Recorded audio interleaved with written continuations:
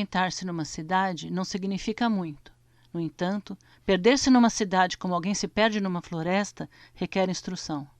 Nesse caso, o nome das ruas deve soar para aquele que se perde como o estalar do graveto seco ao ser pisado, e as vielas do centro da cidade devem refletir as horas do dia tão nitidamente quanto um desfiladeiro. Essa arte aprendi tardiamente. Ela tornou real o sonho cujos labirintos nos mata-borrões dos meus cadernos foram os primeiros vestígios. Não, não os primeiros, pois houve antes um labirinto que sobreviveu a eles, o caminho. Você conhece o MIS? Museu de Imagem e Som de Campinas? Eu também não. Eu nunca estive lá por motivos vários. A arte ainda nos une. Em relação ao Museu da Imagem e Som de Campinas, em relação ao aspecto da programação, todos os dias, de segunda a sábado, são exibidos filmes. Todos os filmes que são exibidos sempre tem um debate, sempre tem uma discussão. E esses filmes são propostas de curadorias individuais, coletivas e de alguns cineclubes. São exibidos documentários, são exibidos filmes de ficção, sempre é reservado na programação a exibição de filmes nacionais, produções clássicas da história do cinema mundial, do cinema brasileiro, filmes, na maioria, fora do circuito comercial, mesmo produção recente do cinema brasileiro, e são realizados também curso de História do Cinema Mundial, curso de História do Cinema Brasileiro, sempre com exibição completa do filme, sempre o filme é exibido na íntegra. E depois tem um debate, discussão, sempre acompanhado de uma bibliografia de textos, também oficinas para a produção de documentários. É um espaço de produção e de reflexão do audiovisual. O acervo possui cerca de 30 mil imagens, compostas de imagens do final do século XIX até imagens mais modernas, mais contemporâneas. Ele é composto por coleções particulares e coleções públicas que foram sendo incorporadas no acervo ao longo do tempo. A gente recebe no acervo pesquisadores da história, pesquisadores da antropologia, da sociologia, do urbanismo, que relatam e retratam o desenvolvimento da cidade nesse período histórico a partir do estudo das imagens que compõem esse período da história. Quantas vezes procurei em vão a mata onde se erguia o quiosque. Uma coleção de cerca de 30 mil LPs, 78 e de 33 rotações, além de fitas. Agora está sendo separado o que é acervo fonográfico do MIS e o que é discoteca pública, que ainda a gente tem o sonho de abrir de novo essa discoteca. O acervo fonográfico do MIS, ele inclui a parte de música, que são os LPs, né, fitas, principalmente fitas de rolo magnéticas, algumas fitas cassete, mas bem pouco, algumas coisas em CD, e também o acervo de história oral, que é muito importante para o museu. Sempre é o Carlos Gomes que as pessoas vêm pesquisar, que é o nosso compositor aqui da cidade, né?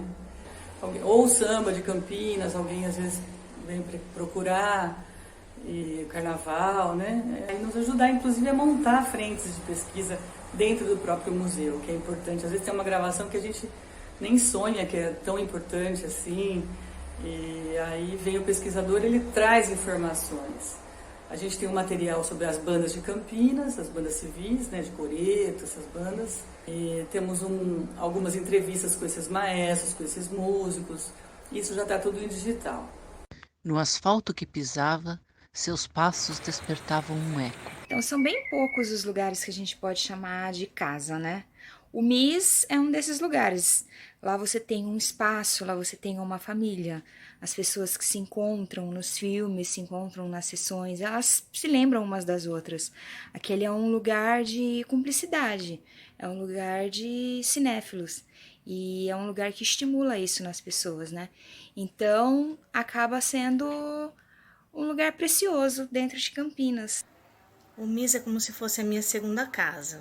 Eu já frequento o MIS há bastante tempo, sempre vendo as exposições, os filmes, participando dos debates, que nos ensinam muita coisa, abre nossas mentes. Tá aí a importância do cineclube, de manter o cineclube na cidade. Conectar com o mundo é uma forma de conexão muito importante. Um espaço de reflexão. Que o MIS é um lugar que acolhe ações relacionadas à cultura que não teriam espaço em outros lugares. Encontro muita gente que já é conhecida, assim, que a gente encontra sempre as mesmas pessoas nos lugares. Mas aos poucos eu acho que está expandindo um pouco o público que frequenta o MIS. Principalmente quando o MIS abre as portas para receber formações. E eu levei uma turma minha lá no MIS uma vez. As famílias das crianças puderam ir junto. Então algumas mães, avós foram junto com a gente. E aí elas falavam, nossa, mas eu sempre passei aqui na frente, nunca entrei, nem sabia que tinha isso aqui. E eu achei muito legal, assim, uma família que me contou que a criança, um outro dia passou lá na frente e falou para a família assim, ai, eu já vim aqui, eu sei, tem um monte de coisa lá dentro, a gente tem que entrar. Quando as pessoas começam a saber mais o que é o MIS e que existe o MIS, porque muita gente nem sabe que existe. O museu também tem o sistema de cineclubes, né, que são organizações de fora do museu que propõem a exibição dos filmes que lhe interessam.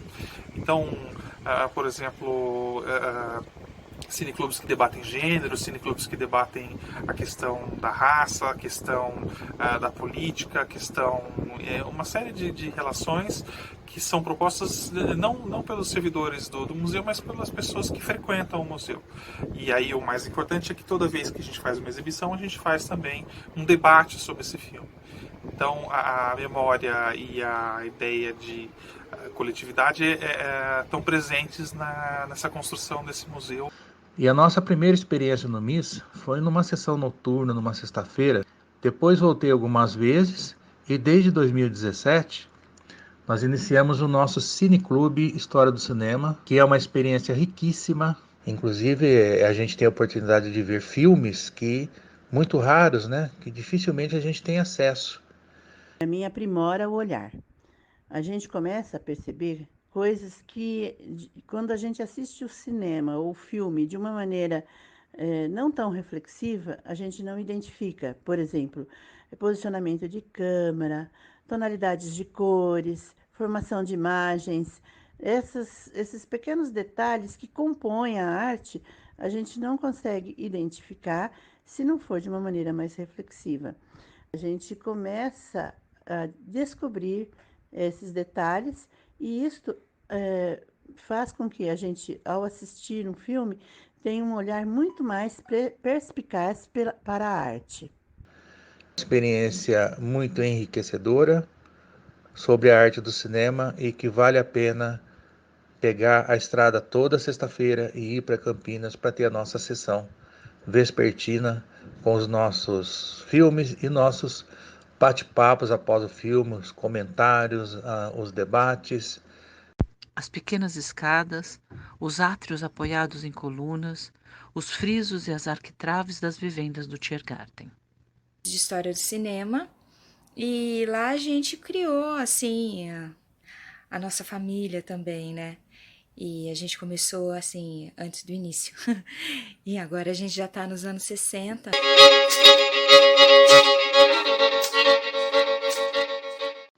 O júri da mostra acontece com pessoas que se propõem a realizar esse diálogo entre cinema e educação, muitas vezes também funcionários do museu.